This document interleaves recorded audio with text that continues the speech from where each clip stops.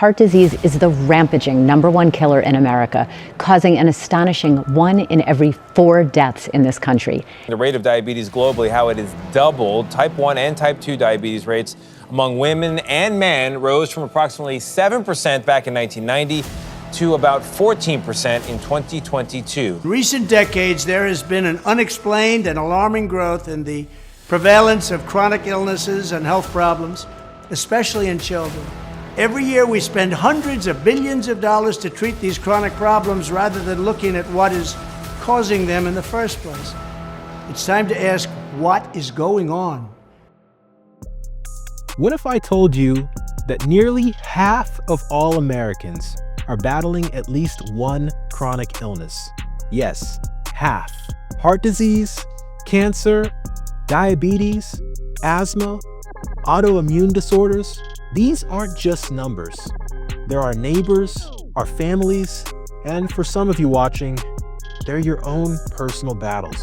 In today's video, we're exposing why chronic illnesses are rising at an unprecedented rate in our country, the hidden costs associated with this epidemic, and how people like Robert F. Kennedy Jr. could reshape this narrative moving into the future.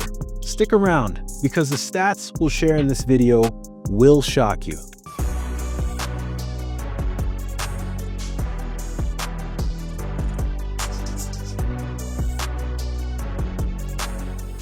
Chronic illnesses affect an estimated 133 million Americans. That's fully 40% of the population. And by 2030, this number is expected to soar up to 171 million. 1 in 4 deaths in the US is caused by heart disease, and every 40 seconds, someone has a stroke. But why? What's changed over the years? Let me hit you with a shocking fact. In 1960, only about 1% of Americans were diabetic. Today, that number is over 13%. Childhood obesity rates? Well, they've tripled since the 1970s, laying the groundwork for a lifetime of chronic disease. It's like watching a slow-moving train wreck. But understanding this crisis starts with asking, what is causing all this? Here's the ugly truth. Americans consume an average of 17 teaspoons of sugar daily. That's double the recommended amount. Ultra-processed foods now make up about 58% of our diet. These aren't just bad habits, they're ticking time bombs. Think about this. The FDA, the agency responsible for food safety, has allowed this to happen. People like Robert F. Kennedy Jr. have long criticized the failure of the FDA to regulate sugar and processed foods effectively. And I think he's right. The reality is we've been fed a diet of disease. Did you know the average American has over 200 synthetic chemicals in their bloodstream right now? These toxins disrupt hormones, damage organs, and can even rewire the immune system. From pesticides to factory emissions, these hidden killers are everywhere. People like RFK Jr. have been vocal about the dangers of chemicals like glyphosate. That's a pesticide found in everything from our soil to our food. His advocacy for stricter environmental regulations might just be what we need to protect future generations. Now, we're more connected than ever, but also more sedentary.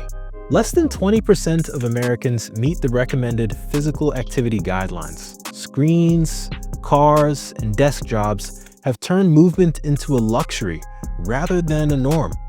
Chronic stress is like a slow poison. It weakens your immune system and contributes to illnesses like heart disease, irritable bowel syndrome, and even Alzheimer's. Mental health and physical health aren't separate. They're deeply interconnected. For millions of people, chronic disease isn't just a health problem. It's also a financial crisis. Over 30 million Americans are uninsured, and even those with insurance often can't afford the medications they need. Imagine you have multiple sclerosis. Without warning, your insurance stops your medications. No, you cannot give this drug. So you become paralyzed. The system isn't broken. Sadly, it seems to be working exactly the way it was designed to. Chronic diseases cost the US about $4.1 trillion. That's 18% of our GDP, more than any other developed nation. Yet, life expectancy in the US continues to decline. For context, the average family spends nearly $6,000 annually on chronic illness-related costs. That's more than many people spend on their rent or mortgage. When did survival become so expensive? RFK Jr. has called out big pharma and regulatory agencies for focusing on profits over prevention. I've talked about that in some other videos. Addressing this requires more than just awareness. It demands accountability. Now, RFK Jr. is no stranger to challenging powerful systems. From his work against environmental polluters to his advocacy for health transparency, he's tackled issues many shy away from. As the new HHS Secretary, his vision would seem to include holding regulatory agencies accountable and pushing for reforms in environmental health and food policies.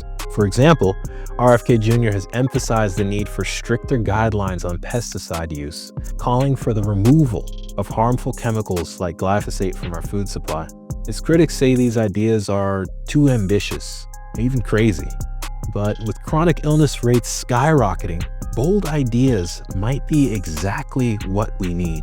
We need tighter regulations on environmental pollutants, improved food labeling, and bans on harmful additives. A shift towards whole foods, prioritize regular exercise, and adopting stress management practices. These are small changes that can protect you and your family. Local efforts are tackling chronic illness head-on. Support these movements. They matter more than you think. Chronic illness in America isn't just a health crisis, it's a wake-up call. But here's the thing, this epidemic isn't inevitable. It's a consequence of choices, policies, and systems that we can change. Together, we can rewrite the story of American health. And this is just the beginning. In our next episode, we're diving into the hidden world of environmental toxins, how they invade our bodies, devastate our communities, and what we can do to fight back. If you've learned something today, let me know in the comments. Hit that like button, and don't forget to subscribe. As always, folks, stay dynamic. Peace.